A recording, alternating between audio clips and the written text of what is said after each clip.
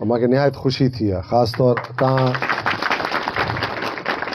अदड़नि खे ॾिसी जो जेकी तव्हां ॻाल्हि कई, इहो एम्पावरमेंट जेको करिणो आहे असांखे, विमेन एम्पावरमेंट, इहा बेनज़ीर साहिबा जो विजन हुयो। बिल्कुलु इन में को शक कोन्हे। जेकी तव्हां ॻाल्हि कई, हे पसमांदो इलाइक़ो आहे, ट्राइबल एरियाज़ आहिनि, और हिते मर्दनि जो राज आहे, ॻाल्हि सिधी आहे। तव्हां अदड़ियूं जेकियूं आहिनि मुआशिरे जे तहत, असांजे सिस्टम जे तहत ज़ाहिर आहे घरनि में रखनि था, नथा छॾनि कमकार ओड़े हिसाब सां करण जे लाइ।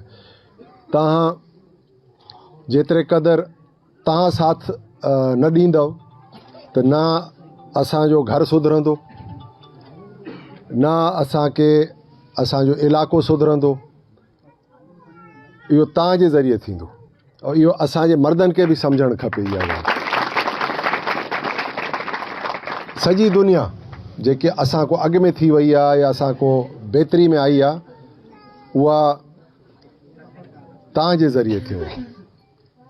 इहो शऊर हाणे ख़ुदा कंदो असां वारनि खे बि पियो आहे, असांजे मर्दनि खे बि आहे जो तव्हांखे छॾनि और बेसिकली हिकु ॿी मदद जे लाइ निकिरो था। हाणे जीअं तव्हां कमु कयो था त ॿियनि जे घरनि में वञो था, वञी उन्हनि खे ॾिसो था, या उन्हनि जा जेका मसला मसाइल आहिनि घरनि जे अलावा जेका सरसो कमु करे थी, उहो बि तव्हां कयो था। त इहो हिकिड़ो सॉर्ट ऑफ एजुकेशन बि आहे, सुधार बि आहे, और इहो थियणु खपे। बल्कि मां त चवंदुमि जेका तव्हांजा मर्द आहिनि उन्हनि उहे पुश कनि तव्हांखे जो बाबा इहो सुधार आणियो, और इहो हुननि खे फ़ाइदो आहे, हुननि जो घर सुधरे थो तव्हांजे ज़रिए।